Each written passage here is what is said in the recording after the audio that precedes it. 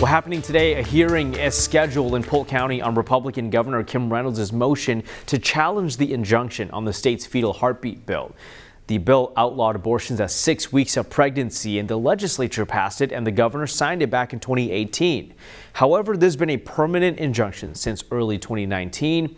Reynolds' Democratic opponent, Deidre DeGier, criticized the governor.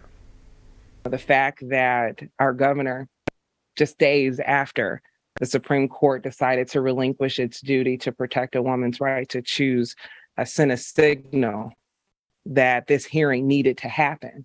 I want people to understand that she is responsible for where we are in these moments.